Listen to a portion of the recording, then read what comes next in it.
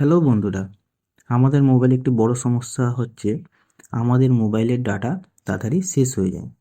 কারোর মোবাইলে 1 GB, 1.5 GB এবং 2 GB ডাটা থাকে, কিন্তু বেশি ইউজ না করা সত্ত্বেও আমাদের মোবাইলে ডাটা তাড়াতাড়ি শেষ হয়ে যায়।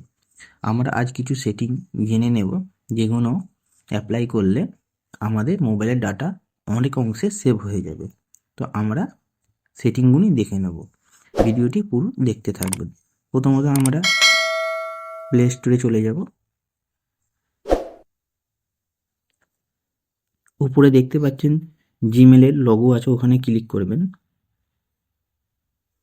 নিচের দিকে স্ক্রল করবেন এবং সেটিংয়ে ক্লিক করবেন। নেটওয়ার্ক প্রেফারেন্সে ক্লিক করবেন। অটো আপডেট অ্যাপসে ক্লিক করবেন এবং এখানে বন্ধুরা ডোন্ট অটো আপডেট অ্যাপসে ক্লিক করে দেবেন। ব্যাকে আসবেন, অটো প্লে ভিডিওসে ক্লিক করবেন এবং ডু নট অটো প্লে ভিডিওতে ক্লিক করে ওকে করে দেবেন।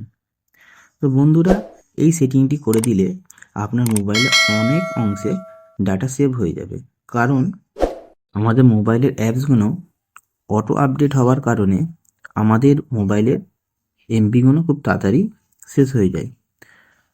তো এই সেটিংটি ক্লিক করে দিলে আপনার মোবাইলের ডাটা সেভ হয়ে যাবে অনেক অংশে।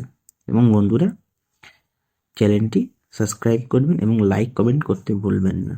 এবং পুরো ভিডিওটি দেখার জন্য ধন্যবাদ।